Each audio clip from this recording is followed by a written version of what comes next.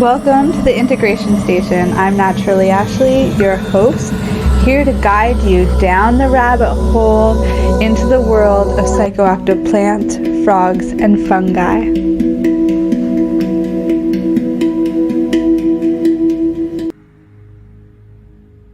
Shelby Hartman is co-founder and editor-in-chief of DoubleBlind. Her work has appeared in Vice, Quartz, the Huffington Post, and Rolling Stone, among others. Shelby worked in broadcast news production for CBC News, covering presidential elections, protests, natural disasters, and other breaking news. Spurred by a passion for print and investigative reporting, she transitioned to magazine writing, working as an editor at Pasadena Magazine and receiving her master's degree in long-form journalism from Columbia University in 2015. Since then, Shelby has worked as a columnist at LA Weekly and an editor at Herb, the largest cannabis media company, with extensive features on post-traumatic stress disorder in the veteran community, the cannabis industry, the psychedelic research boom, and the popularization of ayahuasca. You can follow Shelby on Twitter, Instagram, and LinkedIn, or reach out to her directly at DoubleBlind, which is doubleblindmag.com. So I'm going to just share her with you now, the interview we had, and also some extra stuff. So stay tuned. You're listening to the Pace Radio Network here at paceradio.net. The opinions of the individuals during this broadcast are their own, and may not be the opinions of their group or other organizations they may be involved with. All medical advice during our broadcast is not a medical opinion and should be checked with your medical physician. Hello and welcome back to the Integration Station. I've got a very special guest here with us today. This is Shelby from DoubleBlind Magazine. So I'm just going to really pass it over to her because everything that she's into is really cool. She's been doing a lot of writing and really creating courses and all types of different things, methods even for growing. I'm going to pass over to her. I think she'll be able to explain a lot better. Yeah, let us know what you're up to, Shelby.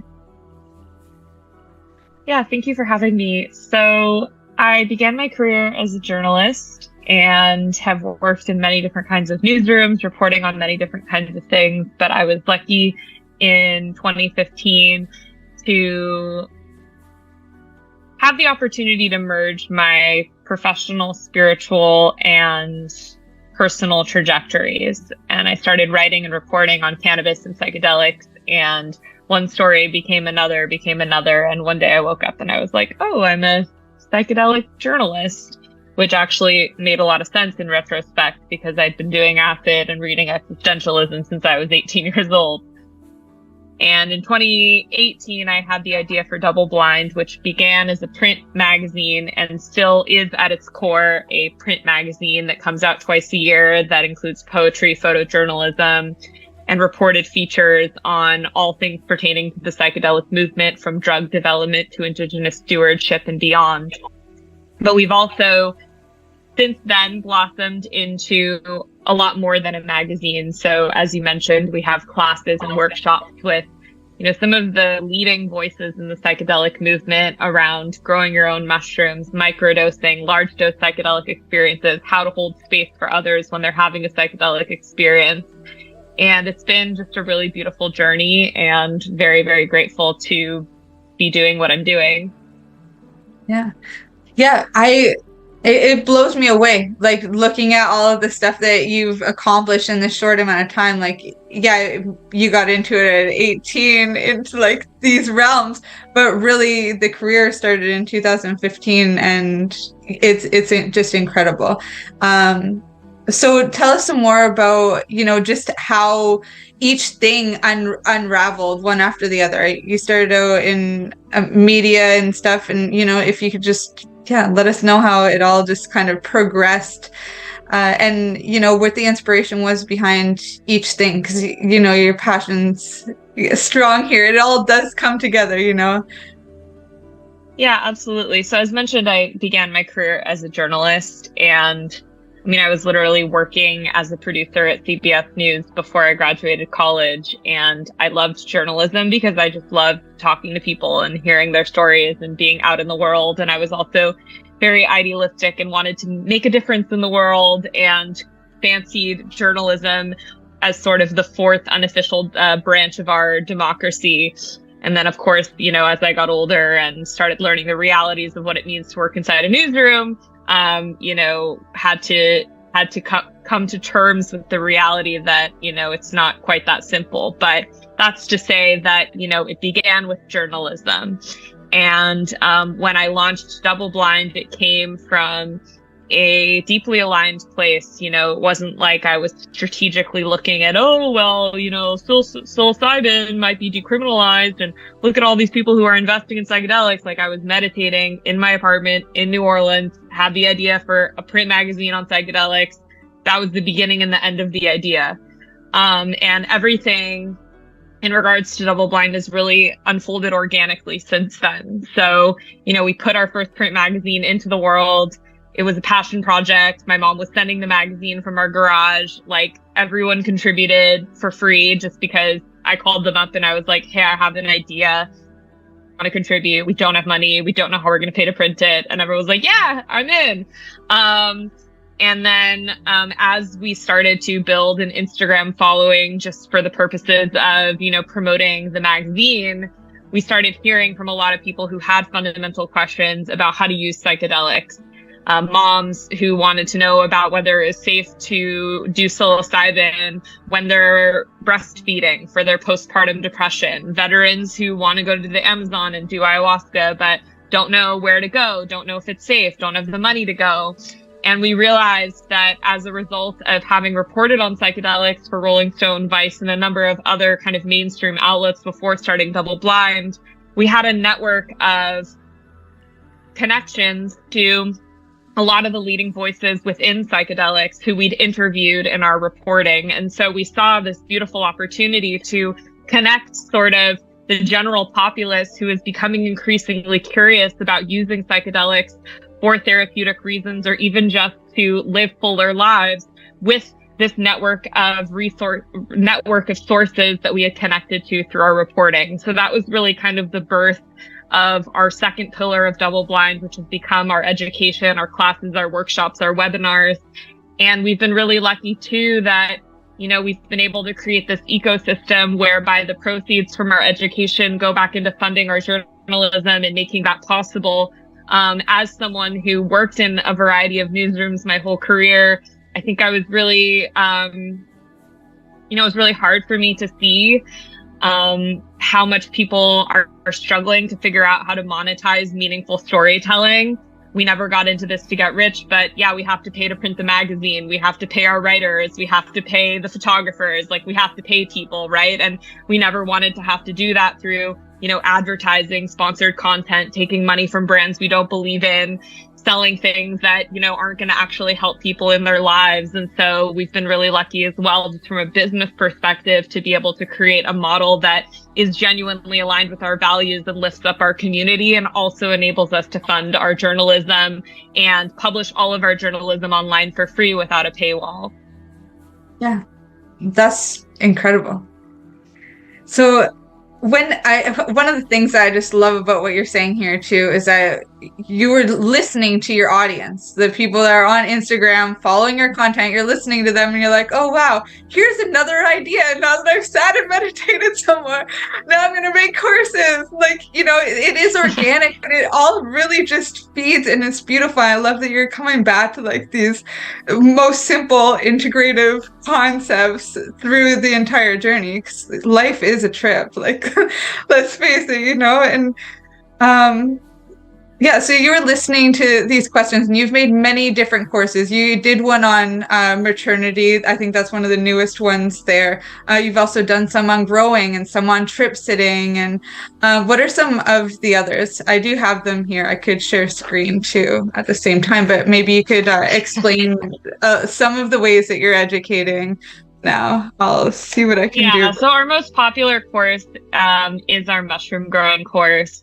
It's been just really, really beautiful to, to experience launching this course. And we've taught thousands of people around the world how to grow mushrooms. We have a team of 5 mycologists who support people live in a Discord channel. You can see there we also have an intermediate course, which we launched for folks who, once you learn the basics of, inoculating your substrate, picking your spores, etc. How you kind of advance to the next level, create spore prints, bulk out your grow, use different kinds of substrates. So that has been a really wild and fun journey. People just get addicted to growing mushrooms. They feel really intimidated by the process in the beginning. We hear from a lot of people who are like, I don't even have a green thumb. Like, I kill every plant I've ever purchased. And it's like, no, actually, growing mushrooms is not that difficult if you have the right support. And it's such a mystical way to cultivate a deeper relationship with what you put into your body and your medicine. And I will also add, by the way, that it's really important to us that people have all the resources they need to heal. So while all the proceeds from these courses do go directly back into funding our journalism, which is no easy feat, we also never lock anyone out of anything. So we have scholarships. If folks can't afford to enroll in these classes, they can just email us, scholarships@doubleblindmag.com, and we'll enroll them in the course. So we never lock anyone out of anything we do. But yeah, we, you mentioned we have a psychedelics and maternity course, which, I was worried was going to be taboo or we were going to get blowback from that. But, it covers everything from tracking your cycle to becoming pregnant to coping with postpartum depression and reintegrating back into your life as a new parent, to coming out to your kids and your community about your psychedelic use, breaking cycles of intergenerational trauma and beyond. And this course was birthed after I was speaking at a conference or moderating a panel at a conference run by a guy his name's Reggie, but he goes by Oakland Hyphae on Instagram, with a bunch of just badass moms who have been supporting other moms on their journeys with psychedelics. And, again, like sort of our philosophy at DoubleBlind is don't tell the kids not to have sex, give them condoms. Like the reality is that, we're all for FDA approved research. There's a lot of really amazing progress happening in the realm of federally approved clinical trials to get psychedelics on the market as medicines. But we also know that there are literally millions of people who are suffering today who are going to do a psychedelic, like regardless of whether or not it's approved by the FDA. And we want to be able to support those people by telling them what we know, what we don't know, and just helping them as best as we can. So that's really the intention behind our education. We're always harm reduction first, and we're always clear with folks, like, we're not doctors. We can't, promise you that there are no contraindications with the medicines you're on or anything else. So with that kind of stuff, we do refer people to therapists and MDs and stuff who are experts in psychedelics. But these courses serve as a foundation for people who really are just beginning to embark on their journey and want to understand the fundamentals. Yeah. Yeah. Thank you so much. And you hit on so many amazing points. I remember when I found out that I was pregnant, I definitely thought that it was a gift from the mushrooms. Like all the work that I was doing, I had just gotten back from South America. I was starting to do trip sitting and all that. But right after, I had this like epiphany come over me of like, oh my God, this is like illegal. Now I have to stop being who I am and start being responsible or whatever, and, I wish that this support was out there at the time, because I took a big break off of my own passions. I've come full circle. I'm glad that, I see that all that part needed to come into play. But it's really nice to know that it's here now for others, because, it is important to not only share the disclaimers on shows like this, but in general have that sense of security inside of yourself as you're moving forward, to have that support system in place as well. So what are some other ones? Oh, yeah, you can continue. I was just agreeing with you. I don't have anything else to say. I went into one. So tell us some more that you've got here. How to use psychedelics in general. Is that like the one that you're talking about for veterans with PTSD, or is this for anybody in general? Yeah, so how to use psychedelics is our course on large dose, how to start exploring whether a large dose psychedelic experience is right for you. So it covers the most popular psychedelics, which are psilocybin, mushrooms, LSD, DMT, ketamine, and MDMA. And it gets into the various clinical studies that have been done into these compounds and what conditions that they've shown promise for and what the difference in experiences are between them. Oh, it also talks about ayahuasca. And it gets into dosage, what the experience itself might be like, the duration of the experience, where you might be able to have a legal and or supported experience with these medicines, if that's something that you feel is important. And then it also gets into all the fundamentals around how to prepare for, navigate, and integrate a psychedelic experience. So things like set and setting, which we talk about a lot in the psychedelic community, but maybe not everybody is familiar with. The mindset that you go into a trip with, as well as your environment, are really key in how the psychedelic experience will unfold. How you decide who you're going to trip with, what kind of music you want to listen to while you're tripping. We have recommended playlists, we have breath work, we have mindfulness meditations that were created specifically for this course by mindfulness teacher Nate McCannion, which are people can listen to before, during, and after their psychedelic experiences. So at the end of the day, it's like psychedelics are not for everyone. They're not going to heal all of your problems overnight, but we do feel like if someone feels called to have a psychedelic experience, it really begins with understanding the basics of what this experience might look like, and if it's really a good time in your life to have this kind of experience. What advice would you give to anybody just starting? Like, this is a cannabis show originally. They just brought me on because I'm the gentle one. I'm like, let's talk about psychedelic integration. There's more shows coming onto this network now that are like more psychedelic, mushrooms, getting into their niches. But for anybody who's just in the cannabis space, not really familiar with psychedelics, what would be your greatest, advice from this course that you could share?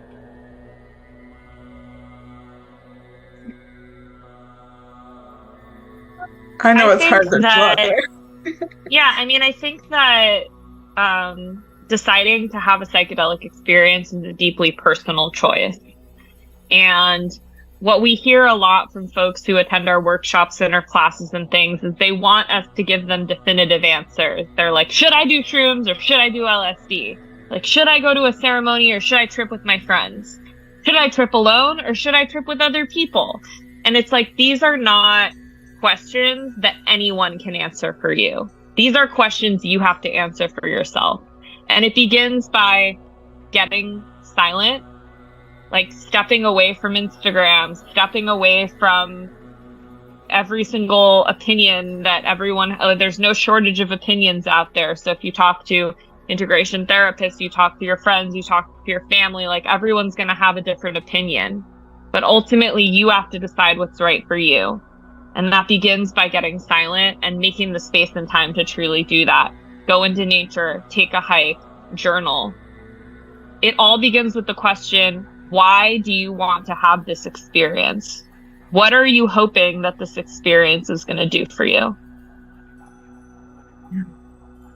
Yeah, part of set and setting, I think, really is that intention setting. And the best way to do that is just be present with yourself, do some of that contemplation, sometimes I feel like it's easier to get to the meditative space once you've tried psychedelics, but there is always that contemplation. No matter what, we can sit there silently and just observe our thoughts and move through it. It may not be the same as a Buddhist style meditation, but it's definitely a way to get started and start setting that intention and start training your brain to to be prepared for what's coming. So thank you. Yeah, of course.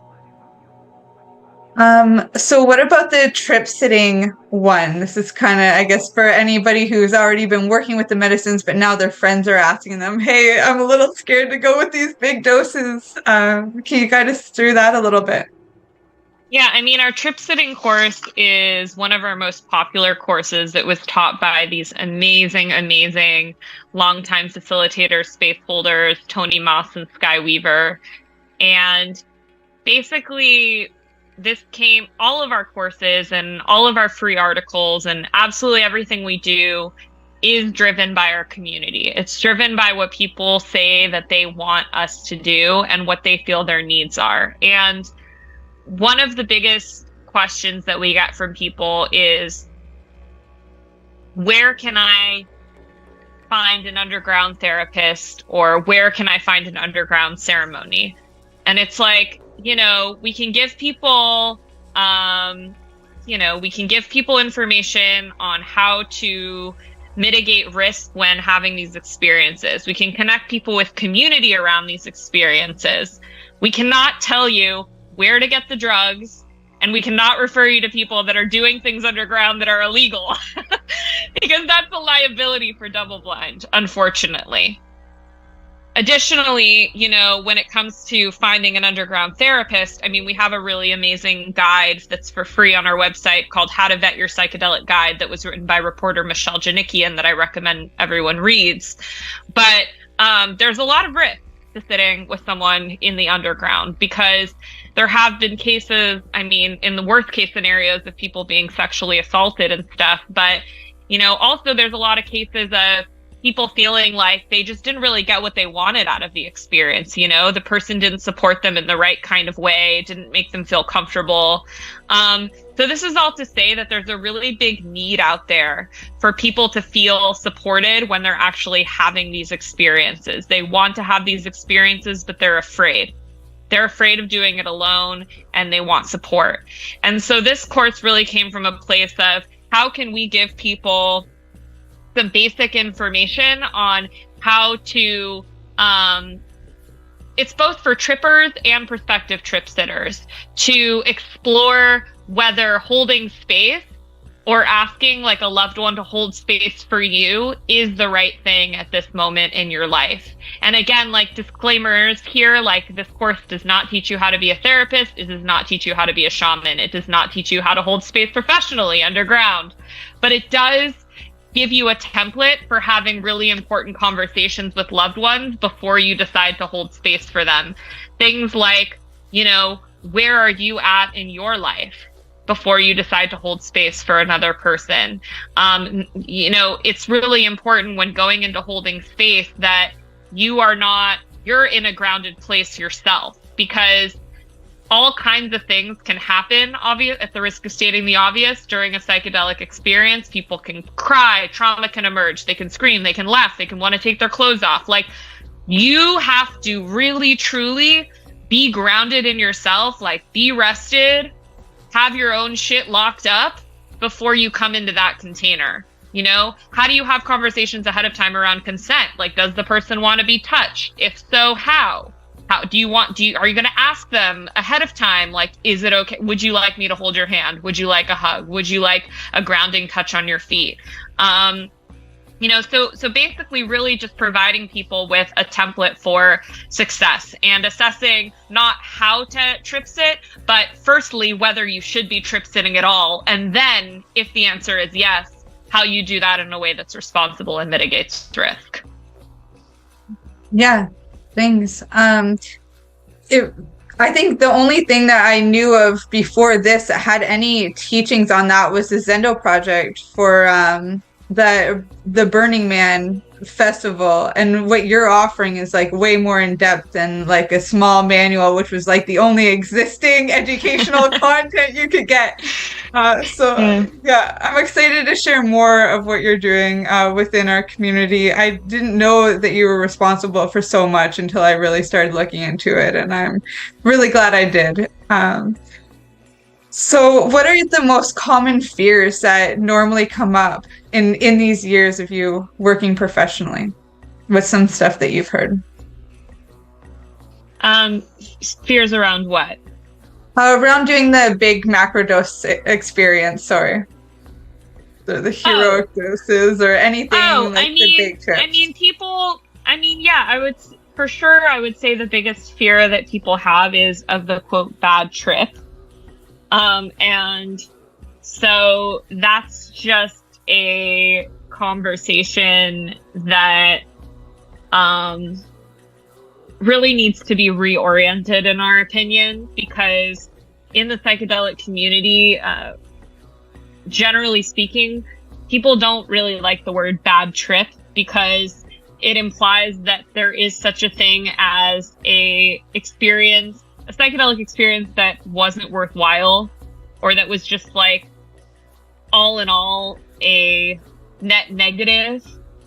And when in reality, our perspective is if, and the if is a very important disclaimer, the psychedelic is done in an appropriate context, meaning, the person went in intentionally, they prepared, they had the right support, they made sure to test their drugs if they were doing a synthetic like LSD or MDMA, and that's a big if. Then whatever it is that emerges during the psychedelic experience isn't bad per se. It might be challenging, but the general philosophy is that those challenging experiences are really just bringing things to the surface that live within you already that needed to be processed.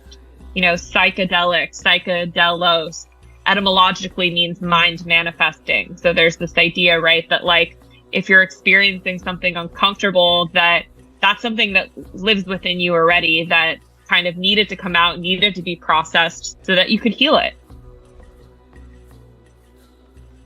Yeah, I agree 100%. I've definitely had some of those quote unquote bad trips myself, but there was always something amazing to get out of it. Even if it was just, Alice in Wonderland slaying the Jabberwocky. It's like I faced it. I at least know that there's a Jabberwocky there.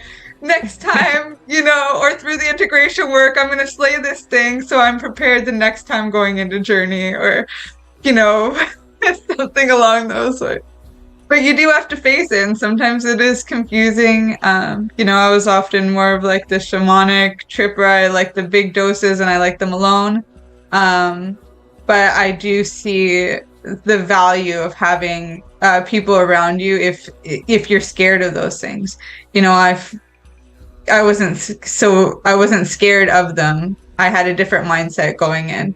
But there's a lot of benefits, and I was asked many times before it was even a thing to sit with people, and it definitely does take that preparation for yourself to be able to hold that space too. It's like the grieving process. I was just with a family that's grieving right now, and I had to get out all my stuff because I knew the person who lost their life too. So I had to get out all my stuff before I could even show up there.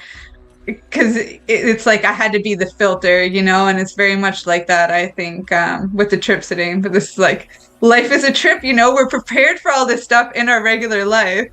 And we use our, almost like the psychedelics to integrate our life. And then we have to use life to integrate the psychedelics afterwards. But, yeah. So tell us some more about growing medicine. I know you're mainly talking about growing mushrooms here, but in addition to mushrooms, like what's your take on just growing medicine in general and sourcing? Yeah, I mean, I'm not going to say that I'm trying to figure out how to be mindful about this.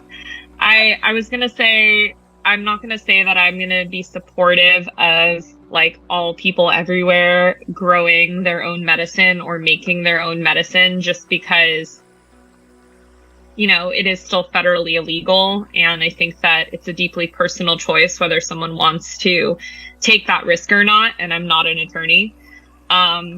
that being said, generally speaking, we definitely encourage people to be mindful about where they're sourcing their medicine from, just the way that we would be encouraging people to be mindful about where they source like their soap or their produce from. And if they are taking a synthetic medicine like MDMA or LSD or ketamine, we encourage them to test their drugs by buying a testing kit through the nonprofit DanceSafe. In regards to like the medicine that you choose, I would say that it should definitely start by going on the website Grow Medicine, which is a part of the Indigenous Medicine Conservation Fund. And they have a lot of really important education there around the sustainability of certain plants, psychoactive plants and fungi.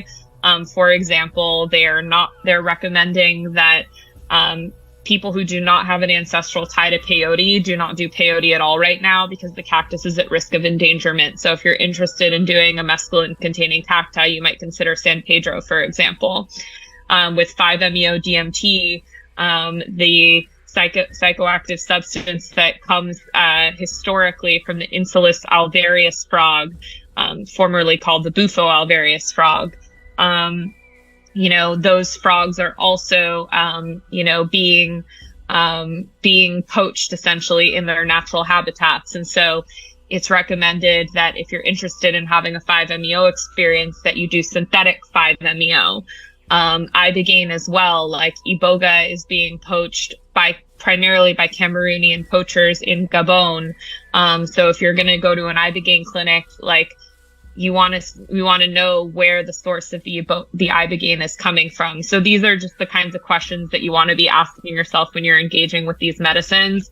With LSD and mushrooms, it's not as much of an issue, but regardless of what kinds of psychedelic substance that you're doing, we do encourage people to think about this concept of indigenous stewardship or reciprocity. And if you have the means, how you can give back to basically the indigenous stewards of these plant medicine traditions. Because even if you're doing a psychoactive substance that was, say, synthesized by someone of, European descent, like a 2CB, which was synthesized by Alexander Shulgin or MDMA or something like that, we do know that, the ways in which containers are held, the ways in which we understand the psychedelic experience, in terms of intentionality, like in terms of being intentional about how you engage with these substances, like a lot of that has been carried through from indigenous lineage. And so, some of the ways that people can engage with indigenous reciprocity include not only going on Grow Medicine, but also taking a look at the North Star Ethics Pledge and signing that. DoubleBlind has signed that. Supporting nonprofits like the Shakruna's Indigenous Reciprocity Initiative, or if you're doing mushrooms, you could consider making a donation to Esperanza Mazateca, which is the nonprofit that's based in Huautla de Jimenez, which is where Maria Sabina's family comes from. The Mazatec peoples are considered, some of the longest time sort of like stewards of psilocybin mushrooms. So these are just the kinds of conversations that we want to be having, and we want to encourage people to be having with their friends. Yeah. Thank you so much. I'm going to stop here just so we can share some of our sponsors and some of the wonderful work that they're doing too. And then I'd love to have you back, and we'll dig into what some of the psychedelics are and some other information we can dig in around them. Okay. I'll see you in a few minutes. Bye. We are people advocating cannabis education here at paceradio.net. Who has huge buds? You do. If you shop at BMA Hydroponics, attend one of BMA's educational seminars and learn the secrets of growing, harvesting, processing, and consuming quality cannabis and cannabis products. Learn how to make better extracts, edibles, and medicinal creams at prices you can afford. Visit BMA Hydroponics at 404 Maitland Drive, Belleville, or call 613-967-9888. The only way to go. Enjoy the buzz of legalization with Campbellford Lifestyle Shop. From lights to plant nutrients, books, consumption accessories, and more, we've got all your basics to grow or consume cannabis. Visit our info center or take a look at our piercing services and body jewelry, now available in-store through Campbellford Lifestyle Shop, 17 Bridge Street West, Campbellford. PACE Radio is the People Advocating Cannabis Education Radio Network. At Legacy 420, we believe in being different. Experience the difference of quality control. Our labs provide tested formulations for all of our products. Experience the difference in trust. Our customers can trust that we are following up-to-date COVID precautions for their safety. Experience the difference in accessibility. We're open 7 days a week. Please visit our website, legacy420.com, or contact us for curbside pickup as well as nationwide mail order shipping. Legacy 420 values overall wellness. Come and experience the difference of Legacy 420. Did you know that the Pace Radio Network isn't just a radio network? That's right, because most, but not all of our programming is now done via video and is then podcasted at paceradio.net. So if you want to watch, yes, watch our programming, you'll find us on the Pace Radio Network's Facebook page, plus the show's own page, and you'll find us live on the network's YouTube channel. And don't forget, you can find it all, video and audio, at paceradio.net. You're listening to the Pace Radio Network here at paceradio.net.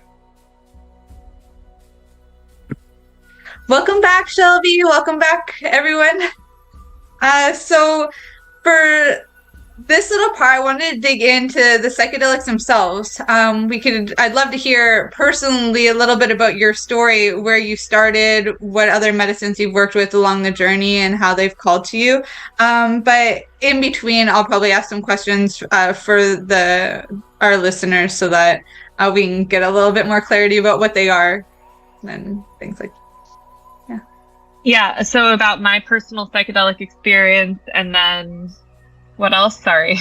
Yeah, let's just start with there. Like, where did you start? What was your first experience? What other medicines have you worked with? And then I'll probably just ask questions to get more clarity around along the way.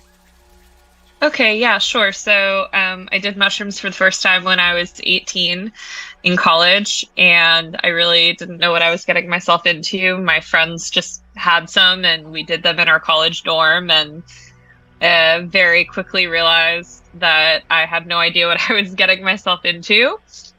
But they kind of blew open my world. I did mushrooms at the same time that I was taking a class on philosophy at Bard College and was discovering existentialism for the first time. So Kierkegaard, Schopenhauer, Nietzsche, etc. And really just prompted me to ask sort of these classic psychedelic, youthful, angsty, existential questions around like, what's the meaning of life? And, what are my values and what have I inherited versus what's universally true? And is there such a thing as objective truth, et cetera, et cetera. And just from there kept tripping probably once every 6 months or so on mushrooms and acid, and at some point discovered MDMA along the way. I don't remember when I did MDMA for the first time, probably at Burning Man, but I've never been what I would consider to be a psychonaut, so certainly not like a deep psychonaut. I've really just stuck to mushrooms, cannabis, MDMA, and LSD 2 or 3 times a year from between the ages of 18 and 25. And then when I was 25, I sat with ayahuasca for the first time and have drank ayahuasca probably 12 times. Since starting DoubleBlind, I've tried a few more psychedelics just because, a lot of people offer stuff to me and I'm like, that sounds interesting. I've tried, 2CB, ketamine, although I've never had a formal ketamine treatment in a clinic or anything like that. Changa, DMT vape pen, done Hape, combo. So just a smattering of this and that. Yeah. I did 5-MeO DMT once. But I would say that for me, ayahuasca and mushrooms have been my most profound psychedelic experiences. I've gone pretty deep on both of those medicines. Yeah. I love that, when that's the word that makes it your favorite. I went deep. It's so powerful. And it's kind of what we want when we're going on these. I also love what you said too, just the synchronicity of taking those courses that teach you how to ask questions, and then you go to the teacher to ask the question. It worked out great. Totally. So when you talk about going deep with mushrooms, like what is that like? What kind of doses were you taking? I'm very sensitive, so I don't need a lot to send me to a place where I basically can't open my eyes and have lost perception of space and time, and I'm experiencing like deeply classic psychedelic, symptoms. I don't know if symptoms is the right word. So for me, like between 2 and 3 grams will definitely get me there. I have had some experiences on an 8th. One time I did 12 grams. That was crazy. But for the most part, I feel like, everyone is different and it depends on really what you're wanting to experience. But for me, when I go into a psychedelic experience, I am looking to shift my perspective, access things I can't normally access through my normal lens of perception. Oftentimes I'm going in with some kind of intention around like clarity or healing something. So I don't need to do like 5+ grams of mushrooms to get there personally. If someone else wants to do that or feels like they need to do that, like again, as long as they are being respectful to themselves and others, doing it in a responsible way, like I'm all for it. But I've just never found that necessary personally. Yeah, thanks for sharing that. Because, sometimes we have people on and that's what they're saying is like, for them, even a microdose is these big doses, but you're really pointing out this bio-individuality. And yeah, we all have it. I'm the same way. I can take even like, especially for microdoses, I've OD'd them on still being under 1 gram. And I'm like, how did this even happen? Now I have to take the day off. So I mean, we've all been there. Yeah.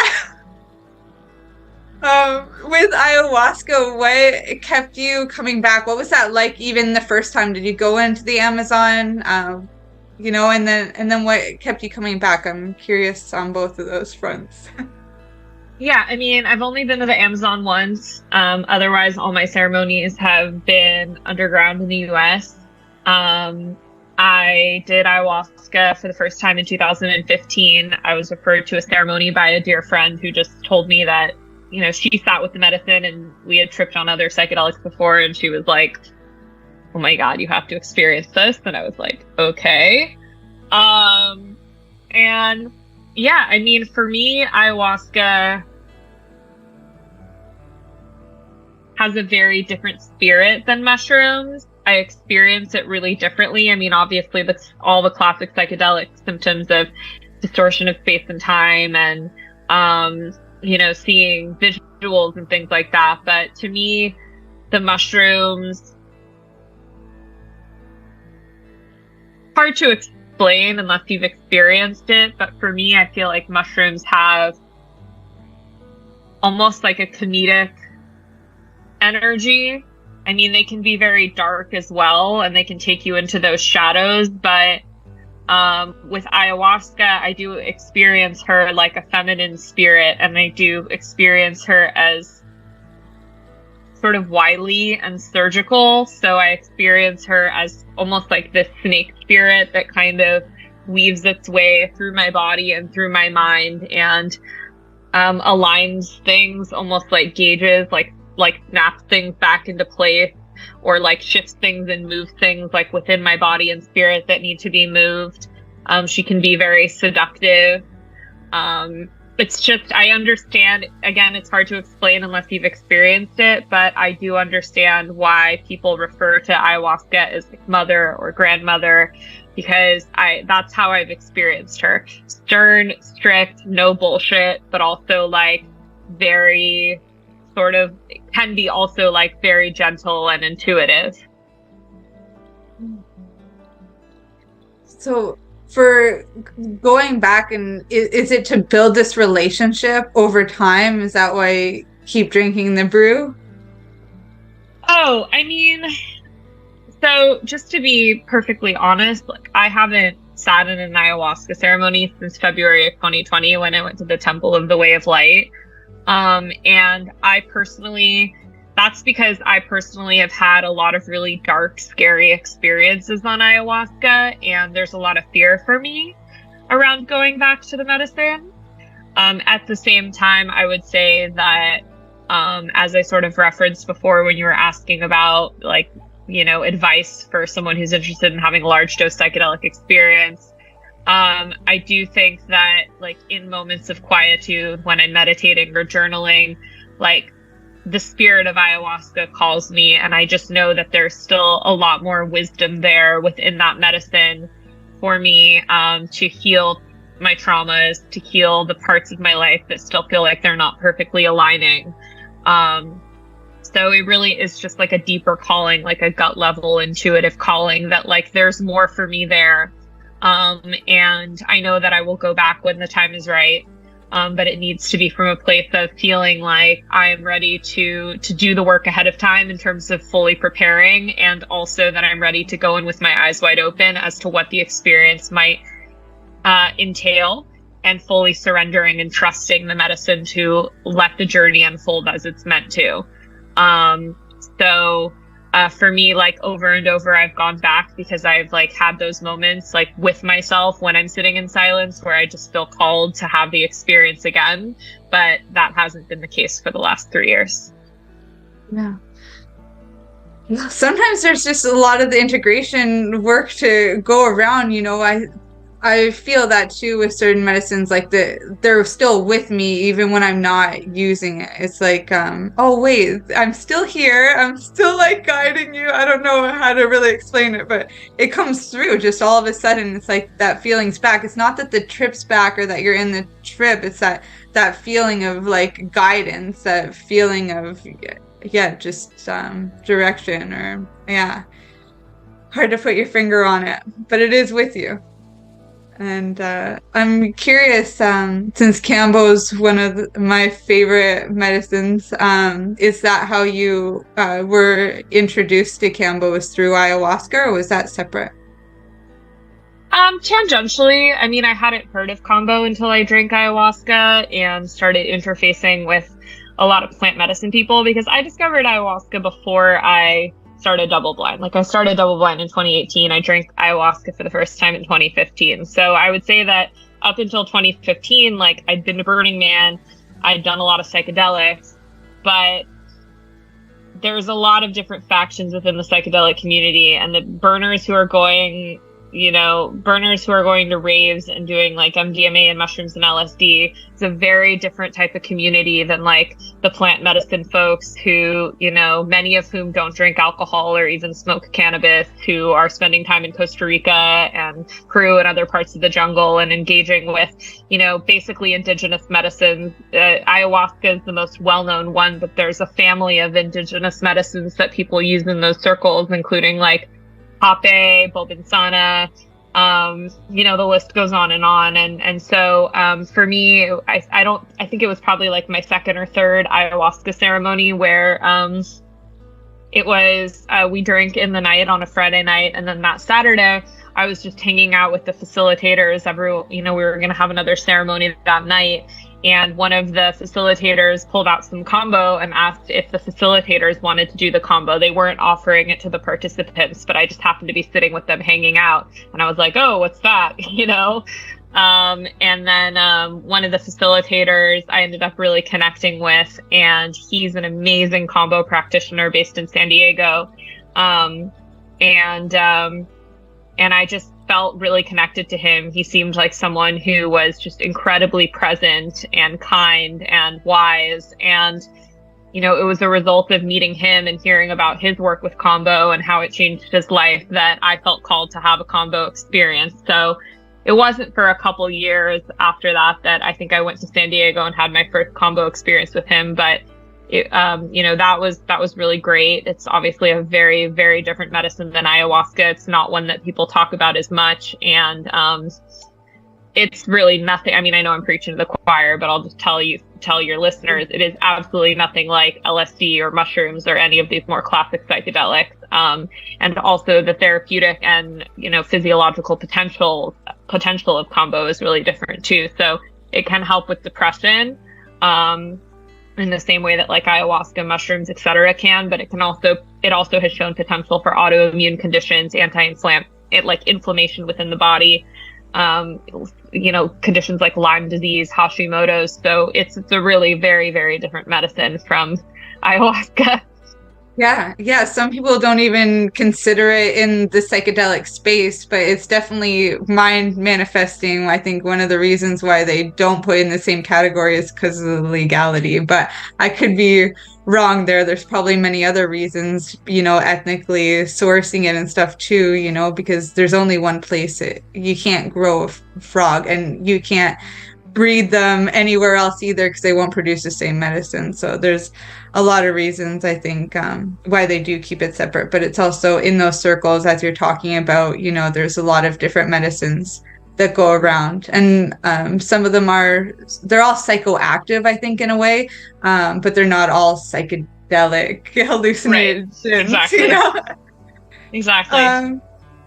So what are some that are legal ones? Because I know you talk about kava and stuff being legal as medicine. I'd love to hear a little bit more about that, and then also some of the ones that are that you can access in the psychedelic state without actually taking psychedelics. Yeah, totally. So I have become really passionate about herbalism and Chinese medicine, and something that we are trying to encourage people to think about more at DoubleBlind is not creating these distinctions between plants and fungi that are psychedelic and psychoactive and ones that are not, because in our opinion, like, it's all medicine, it all comes from the earth. And so with that said, there are many herbs and that have psychoactive properties. Kava is one of them, and it's restricted in some places like Canada, but is legal in the United States and has been used for many generations in the Polynesian islands in a ceremonial context and in rituals and at celebrations, and is very powerful for anxiety. And so I love kava. I drink it probably too much, honestly, because it's not great for your liver, but I drink it almost every night. And if you drink a little, like a cup or two of it, it can just really help with your anxiety, help with sleep. It's great as an alcohol alternative. If you drink a lot of it, it can start to make you feel kind of high. Other psychoactives that are, really powerful, blue lotus flower can be used for lucid dreaming. Trying to think of other herbs. I mean, I'm not an herbalist, but I really do think that something I've been playing with, when curanderos and curanderas train to hold ayahuasca ceremonies, they go into the jungle for what's called a dieta, which is a period of time in isolation in the jungle where they're really just consuming plants. And I actually think it's really interesting to consider, what is it to build a relationship with a particular plant? And you can literally do a dieta with chamomile if you want. People think of chamomile. If you just buy Stash at Albertsons, you're basically getting the hot dog of chamomile, but the whole flower fresh from an herbal shop, even just drinking making a big mason jar of chamomile and drinking that every day, it can help so much with your anxiety, with dehydration, with your digestive system. So I'm just saying, there's a lot to consider as you start building relationships with plants and not stacking so many plants and fungi on top of one another that you don't even know what you're taking and what's doing what. So that's my whole like getting off the soapbox now about herbalism, but that's to say there's like a lot there. And we have we've done webinars on herbalism, which can be accessed through our membership library if you become a DoubleBlind member. We also have articles on our website about herbs that can support you before, during, and after your psychedelic experience. In terms of like legal psychedelics, obviously, ketamine is a medicine that a lot of people are doing for depression, anxiety, PTSD, etc. You can go to a ketamine clinic. They're all across the United States. There's also a growing number of companies like Mind Bloom, Wonder Med, Better You that are sending people ketamine lozenges in the mail to do at home. We did an article on that recently. There's some controversy around that modality and whether that's like a responsible way to do ketamine, medicine. But it's basically the intention is to make ketamine more accessible, because going to a ketamine clinic and doing a series of 6 treatments, which is usually what's recommended via IV or IM, can be in the thousands of dollars, not usually covered by insurance. And then trying to think what else. Combo is legal. We definitely recommend like vetting your combo practitioner. You definitely want to be with someone really seasoned for that kind of experience. I mean, you could probably help me out here. I'm sure I'm blanking. But salvia is legal. But one that comes up is wild daga. Have you ever tried that? Wild daga? Mixed reviews on that. Morning glory seeds, LSA, which is similar. Some people say is similar to LSD, also legal, but I would be careful with that one. Some people experience really bad trips on that, including nausea. It can be pretty severe on LSA seeds. So there's a lot. What did you ask me about? Wild daga. Never heard of that. It's from Africa. And it's like their version of cannabis. I think they grow cannabis there as well. But it's like this fluffy flower, almost like mullein, but orange. Another word for it would be like, I think lion's tail, but it really does. It gets you a little elevated like the cannabis would. And I'm pretty sure is legal in most areas. The LSA seeds, you can do, morning glory, also the Hawaiian baby wood rose. We had somebody on talking about that one for LSA too. So, I don't know if that's legal or illegal though. LSA seeds are legal, but I don't know if they're legal to consume. And that's like where we get into a lot of tricky legal territory, because there's a lot of stuff that is like you can purchase it legally in certain forms, but then if you start like turning it into something consumable or actually consuming it, then it technically becomes illegal. So like with psilocybin spores, they're legal in 48 states, or I'm going to say 48 states. All states except for Georgia, Idaho, and California, but not legal to grow. As soon as you actually start growing them, you're doing something illegal. Same with like the Mimosa hostilis root, which is often what's used to make NN-DMT. Mimosa hostilis root, you can just order it online. San Pedro cactus, you could buy at Walgreens or Walmart or Home Depot. They sell them everywhere. They grow natively in California all over the place. But as soon as you start making it into a drug and consuming it, you're now doing something illegal. So these are all, it's all just a very kind of tricky time from a legal and regulatory perspective. And it's up to everyone to just go in with their eyes wide open, understanding what the risks are. Yeah. Yeah, poppies are another one. We grow them everywhere, but it's you scratch it for a pain medication and you're in trouble. Tobacco too, I found it's illegal, and yet, you can buy it legally. So it's a weird one as well. It's like as long as you buy it and it's regulated, but if you try to grow it, no. I didn't know that actually. That's interesting. Yeah. We still do. I'll say I'm Native American, that's why my mom is. I can get away with it, but it's not, I think anybody should be able to say that we all are, it's there. Yeah, we could probably talk on the legalities quite a bit, but I want to really make use of our time here. And I was still curious, what are some of the other ways to reach these psychedelic states without actually taking psychedelics? For anybody who isn't ready yet or wants to have the experience to prepare themselves, what are some of the other ways? Yeah, I mean, I would say that one of the most powerful ways for sure to reach a psychedelic state without a psychedelic is breath work. Specifically the Wim Hof method or holotropic breath work, which was popularized by kind of the well-known psychedelic therapist Stan Grof. When Richard Nixon signed the Controlled Substances Act in 1970 and made most psychedelics illegal, he really started popularizing holotropic breathwork as an alternative. And people, they cry, they have breakthroughs, they see visions, all kinds of crazy stuff can happen just through the power of your breath. And the beauty of it is that if you start to feel really overwhelmed, you can just stop breathing and the experience ends, which obviously is not the case with the psychedelic. There's a lot of technologies that are coming out now that are intended to kind of mimic the psychedelic experience, virtual reality experiences that are supposed to make people feel like they're on ayahuasca. There's all kinds of apps out there that, basically flash and are supposed to, through the flashing, you look into some light on your phone and it's supposed to give you hallucinations. And I mean, there's all kinds of stuff out there these days, but I truly can't speak to the efficacy of these experiences. I can tell you that, whenever I've tried any of these things, it's trippy for a few minutes, but I never have an emotional breakthrough or feel like it's, given me any kind of deep healing that I was looking for. People love isolation tanks as well.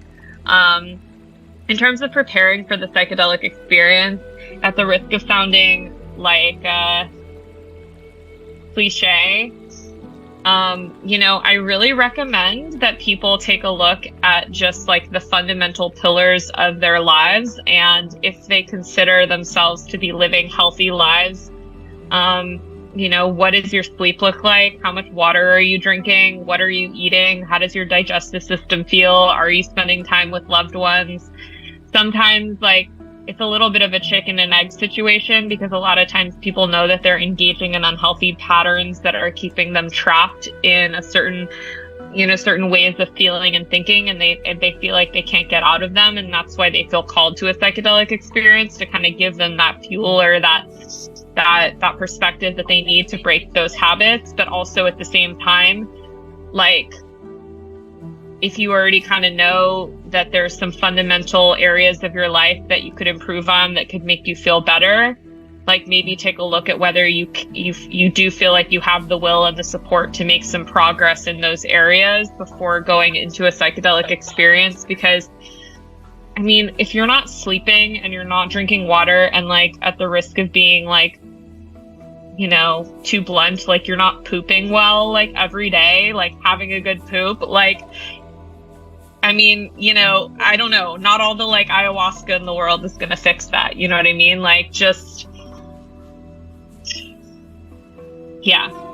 It's really good to take an honest assessment. It's really good to take an honest assessment of your life and come back to the basics in the preparation for a psychedelic experience. Yeah, that's wonderful. I'm glad you said it. Yeah, I make my clients do poop charts. I don't care. It's only weird if you make it weird.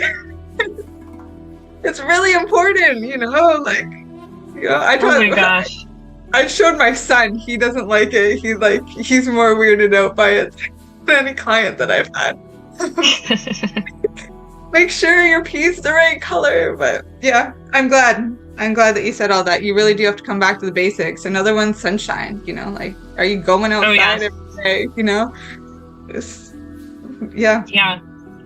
And it's hard. We understand that it's hard. People are suffering. They're lonely. They're confused. They feel like they don't have the support they need. And that's truly why DoubleBlind exists. And there's a lot of places people can find community. So I'm not saying you have to become a part of the DoubleBlind community, but I am saying that this is our reason for existing, is to support people on their journeys to becoming well.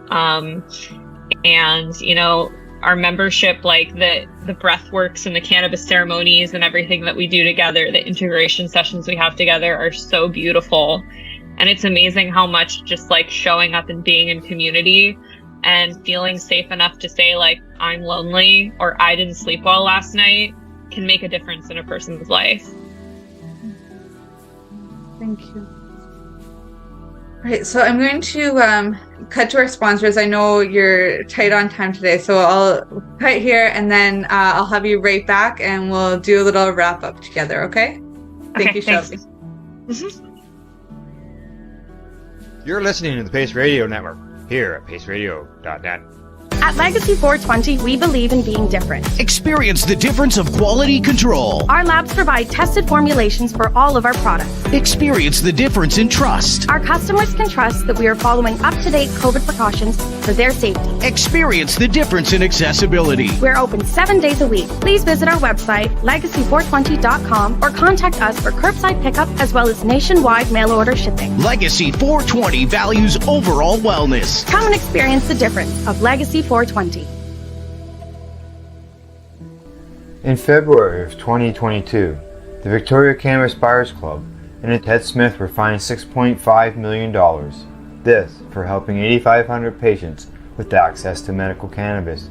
In our interview with Ted, he spoke to us about how people can donate to help in an upcoming court challenge. And here is part of that interview. From what I've seen lately, I believe that you've got something that you're trying to do as far as fundraising to deal with this next court challenge.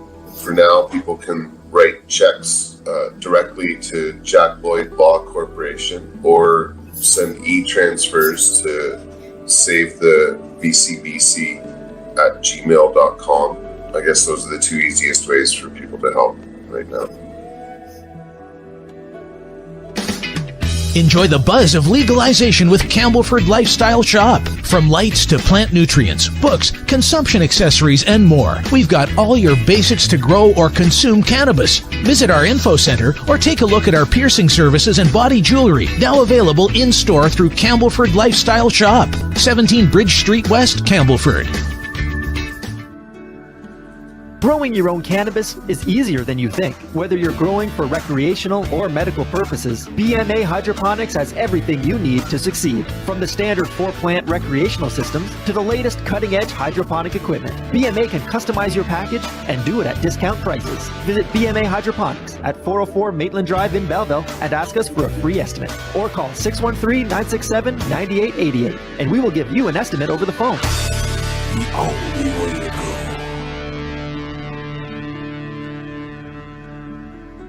We are people advocating cannabis education here at paceradio.net. Welcome back. Welcome back, Shelby. Welcome back, everyone. Okay, so we just got a few minutes left here. I really want to get to how it is that everybody can reach you. But before we do, just if we could get another note on this taking responsibility, like in our sourcing, in our intentions, in our, finding that practitioner or trip sitter. Once we have that, there comes like this point following the experience of really coming or of giving back. So if you could touch on that, like the sourcing, the giving back, and then get into how people can assist you in your way of giving back, I think that would be great. Yeah, no, thank you so much. I mean, I think as mentioned before, I would really point folks just towards organizations for which this is their bread and butter. So I would say go check out Grow Medicine. They're going to help you figure out how to be conscientious about where you're sourcing your medicine from. If you want to make a donation, if you have the means to make a donation, or you're just looking for more education around Indigenous reciprocity, check out Chacruna's Indigenous Reciprocity Initiative. And lastly, please consider signing the North Star Ethics Pledge. And you can Google all of those things. In terms of supporting DoubleBlind, as mentioned, at the end of the day, we really are just here to support people on their journeys with healing and accessing all of the education and community that they need in order to do that. But we're a small business. We're an impact-oriented business. We're women-run, women-led. And, some of the ways you can support us, which also hopefully genuinely support you on your journey as well, would be signing up for a course, considering, taking a workshop or a webinar, becoming a member, which includes access to all of our courses, our breathwork, our cannabis ceremonies, etc., or even just subscribing to the print magazine. We really, many, many millions of people come to our website, which is crazy, but very, very few of them ever decide to subscribe to the magazine or make a purchase that actually ends up going back into enabling us to do all of that free reporting and free journalism on our website. So. That's great, Shelby. I know you have to go, so what I'll do here for a little bit is just scroll through some of the other things that you've got going on here. And if there's any final words that you have to say, you can. I'll just scroll. When you gotta go. No, I just want to say thank you for your time. Thank you to everyone for listening. Feel free to reach out to us on Instagram. Feel free to reach out to us via email. We really want to support people on their journeys with psychedelics, and hopefully we'll see you at an in-person event sometime this year. I love your guys' just attitudes and everything. I think you're wonderful. You can buy some boxer briefs that say "On Shrooms, having a great time on the ass" if those call to you. Those were designed by my best friend David Good, who also designs the print magazine. We don't actually make that much money on those, but we just thought they were hilarious. Thank you so much for your time. I appreciate it. Yeah, thank you too. Bye, Shelby. We'll talk soon. Bye-bye.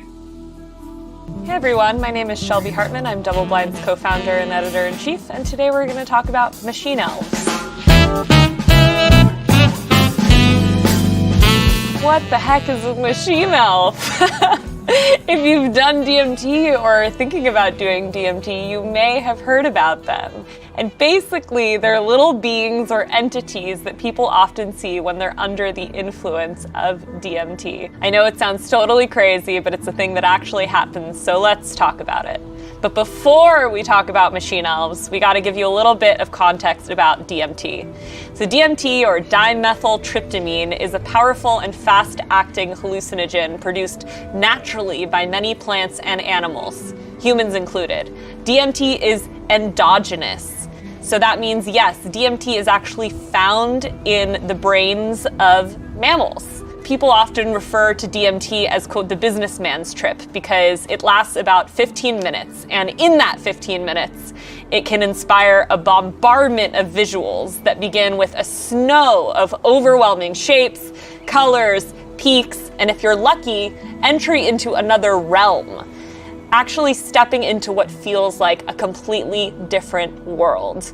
Doing DMT can be a very intense experience where you lose all perception of space and time, even a sense of self. There's a reason why DMT has earned its nickname, quote, the spirit molecule. For some, DMT may only inspire intense and awesome visuals, but many who try it also are looking out for something, or rather someone specific, spirits.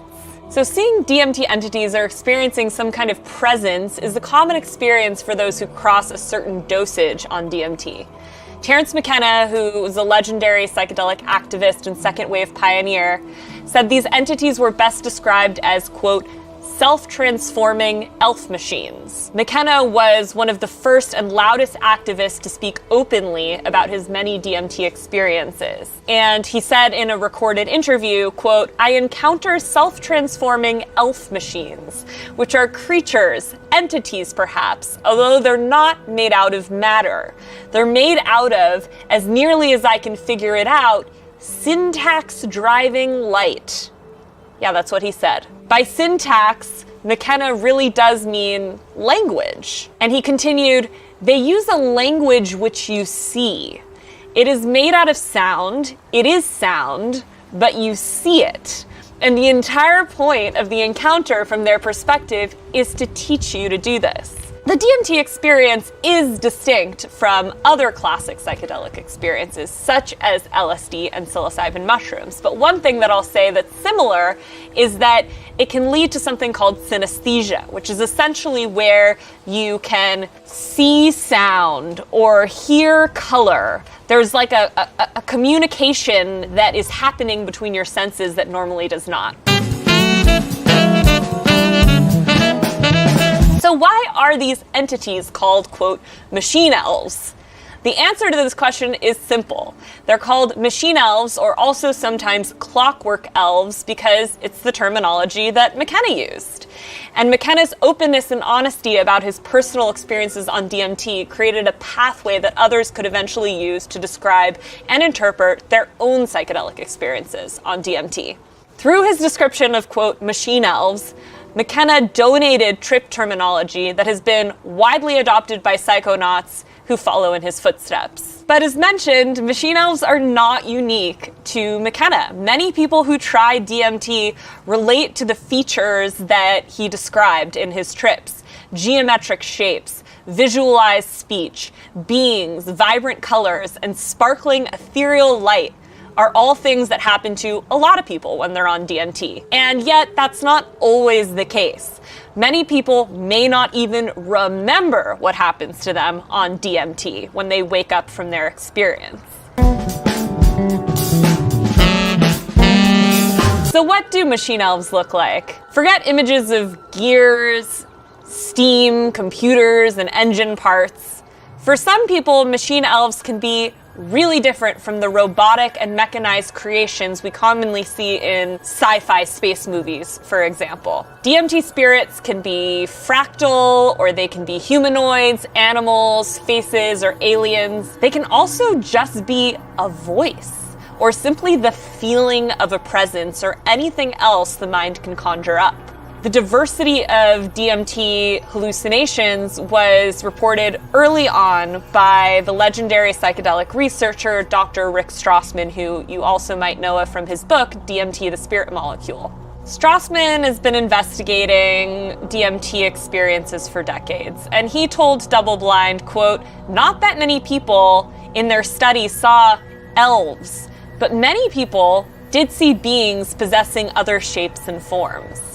Strassman's findings were confirmed by more recent research. In 2018, a small study of DMT users found that more often than not, when consumers did see, quote, DMT elves, they did not look like elves at all. So if you're thinking you're gonna do DMT and see like Santa's elves, that's probably not what's gonna happen. Rather, most entities appeared more amorphous and hard to describe. So the study was performed by Jennifer Like, who's a professor of psychology at Stockton University, and she surveyed people from the site Airwood for common descriptions of DMT deities.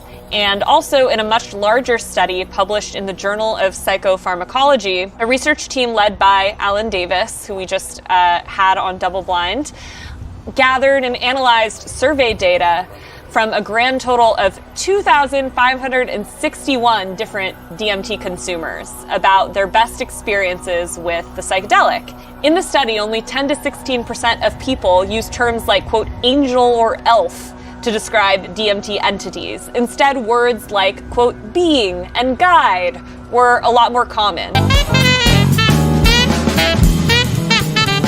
So what do DMT elves do? In other words, should you want to be having this experience? It's worth noting that when people experience what's often referred to as a mystical experience, spiritual qualities of a psychedelic trip, whether it's on DMT or some other psychedelic, oftentimes these are the most impactful parts of the experience. And Strassman talks about this. He says, quote, the function of the beings is to communicate. And what they communicate is information. Their shape or form may contain that information, but more importantly, there is an exchange, a relationship between the observer and the beings, sometimes verbal, sometimes nonverbal. Then it's up to our mind, our intellect, to decipher the communication, to extract meaning from it. Meaning that it's not about what the DMT elves look like, whether they look like Santa's elves or they're some amorphous creature that you never could have conceived of before you're on DMT. What matters is that oftentimes in these kind of spirit realms, these beings are there to communicate something to you that actually could end up being really meaningful in your everyday life. According to Davis's study, most people interact with DMT spirits via emotional, intuitive, and telepathic means. These clockwork elves often feel real, like the arbiters of a deep and hidden truth, and many people report that experiencing them is a hallmark of a life-changing experience. with a notable impact on their mood, their well-being, and their overall outlook on life. In Davis's study, an amazing amount of the psychonauts reported feelings of love, trust, kindness, and joy coming from themselves and these perceived spirit entities.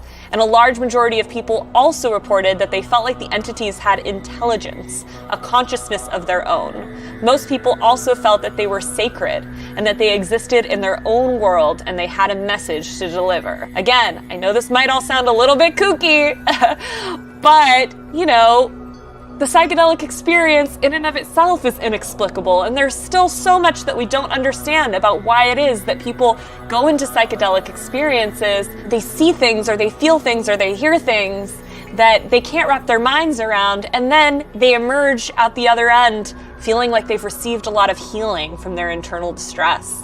Now, it goes without saying that not everybody is going to have a positive DMT experience. Every single trip is different. Every single person is different. And a good number of people may also not enter this, quote, spiritual realm. It's also not a guarantee that you're going to experience DMT entities, or if you do, that they're going to have anything meaningful to say to you. So for a lot of people, DMT hallucinations can actually be really scary. During Davis's survey, 41% of people felt fear during their experience. 23% reported that they felt the beings had an authoritative presence, and 16% actually felt negatively judged by the beings, while 11% felt that these beings were malicious. Why exactly these entities are a common experience when on DMT is still a complete mystery. But after decades of research, Rick Strassman was able to provide some insight, telling DoubleBlind, quote, "People can only imagine things that they have already seen or experienced." Hi, I'm Shelby Hartman, DoubleBlind's co-founder and editor-in-chief, and I'm here to talk to you about shroom dosage. One of the trickiest things about shroom dosage is that there are more than 180 different kinds of psilocybin-containing mushrooms. One of the things that a lot of people don't understand is that there's a difference between shroom species and shroom strains. For example, Psilocybe cubensis is the most popular shroom species. Underneath Psilocybe cubensis, we have a variety of shroom strains that are also popular for cultivating at home, such as Golden Teachers, Penis Envy, and B+. In addition to there being a number of popular psilocybin strains which fall under Psilocybe cubensis, there are also many, many different kinds of psilocybin species, including Psilocybe semilanceata, known as Liberty Caps, and Psilocybe cyanescens, known as wavy caps. We write about some of the most popular ones on our website if you're interested. When we're talking about shroom dosage, obviously the biggest question is, okay, well, how potent are my shrooms? And there isn't a lot of information out there on the potency of different kinds of mushrooms. Psilocybe azurensis are widely known as being one of the most potent psilocybin-containing mushrooms. Mycologist Paul Stamets has written about this in his book. Under sort of the umbrella of Psilocybe cubensis, a lot of growers believe that Penis Envy or albino Penis Envy is one of the most potent strains. But the reality is that even though there's sort of myth and lore about the strength of these different strains and species, even if some of that is true, and I'm sure some of it is, no batch of a strain or species is going to be the same potency as another batch of that exact same strain or species, because it depends on where it was grown, how it was grown. Even two mushrooms that are growing next to each other in the same tub can have varying levels of potency. And also, a lot of people believe that the caps in the psilocybin mushrooms are more potent than the stems. And there was one study that was done that found that that was true. And so, if you have a mushroom and the cap is like this big, and then you have another mushroom and the stem is super long and the cap is super tiny, then the potencies are going to be different. So I just have to give kind of all of that as a disclaimer before we get into shroom dosage. Now you might be asking, okay, if I have no idea what the potency of my mushrooms are, then how am I supposed to figure out how many of them to take? And it's a tricky question. Really, most people do this by trial and error in the psychedelic community. We have an adage that says, start low and go slow. So if you are taking some mushrooms that you bought from a person who knew a person and they didn't give you any reliable information about how strong these mushrooms are, then you're going to want to be really careful about how much you take, especially if it's your first time tripping. Now let's talk about some numbers. Bear in mind that, as mentioned before, the most common species of psilocybin mushrooms are Psilocybe cubensis. So when we talk about these dosages in the psychedelic community, we are assuming that you are taking Psilocybe cubensis. Again, that could be golden teachers, penis envy, V+. There's a variety of strains that are Psilocybe cubensis, but just know that. A microdose is typically between 0.1 and 0.5 grams of dried psilocybin mushrooms. A low dose is between 0.5 grams and 2 grams of dried psilocybin mushrooms. A moderate dose is between 2 grams and 3.5 grams of psilocybin mushrooms. And a high dose, or what we sometimes refer to as a heroic dose, is 3.5 to 5 grams and anything above that. We get into this more in our microdosing course, which we just released and which literally goes through everything you could ever possibly need to know if you're interested in microdosing. But just to give a little bit more context on that now, if you are looking to microdose psilocybin mushrooms, 0.5 grams is kind of a lot. I mean, if I do 0.5 grams, I am not able to go about my normal day, which when we talk about microdosing, we're really referring to what Dr. James Fadiman calls a subperceptual dose. You don't want anything to be happening that is noticeably trippy. And if you are, then that's not a microdose. So I would say somewhere between 0.1 and 0.3 grams is probably going to be your sweet spot. I would start around 0.1 grams. If you're really nervous, you could even go a little lower than that. If you're looking to have a trip, then you're probably going to want to start around a gram. Again, if you're really nervous, there's no harm in starting lower than that. You can start at 0.5 grams and take a little more after 90 minutes or 2 hours if you feel like you're not having the kind of experience that you want to be having.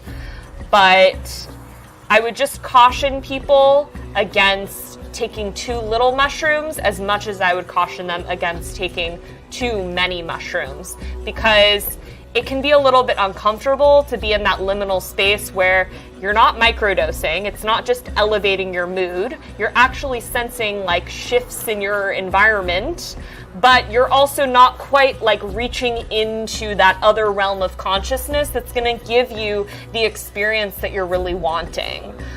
If what you're looking for is to experience what people talk about when they talk about tripping, which is you're having, realizations about your life, your perception is shifting in a significant way. If you're looking to have what researchers often call the mystical experience, which is often described as this deep sense of unity with other people, with the greater universe. Sometimes people describe it as ineffable, which ironically means it can't be described in words.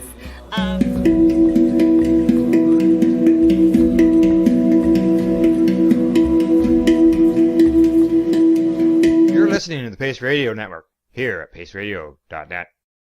The opinions of the individuals during this broadcast are their own, and may not be the opinions of their group or other organizations they may be involved with. All medical advice during our broadcast is not a medical opinion and should be checked with your medical physician. When you have a pain that's reached its peak, Legacy for 20, it's so unique. If organic cannabis is what you seek, here's your trusted partners 7 days a week. Suppository salves, vapes and drops, topicals, edibles, infused pop. Just when life seems like it ain't easy, at Legacy 420, enjoy a pop freezy. Lab tested products, make them the GOAT. Legacy 420 out on your road. Legacy 420 in Tyndonega Mohawk territory. Indigenous organic cannabis at its finest. What do you find at paceradio.net? People advocating cannabis education.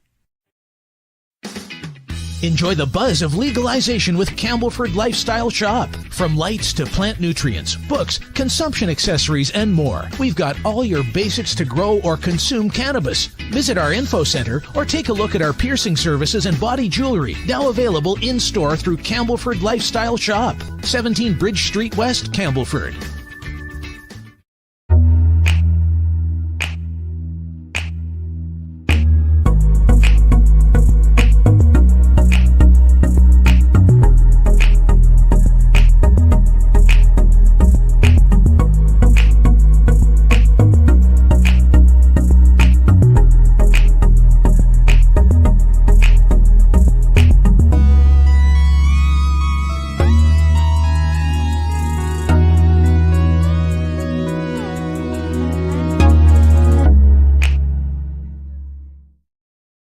We are people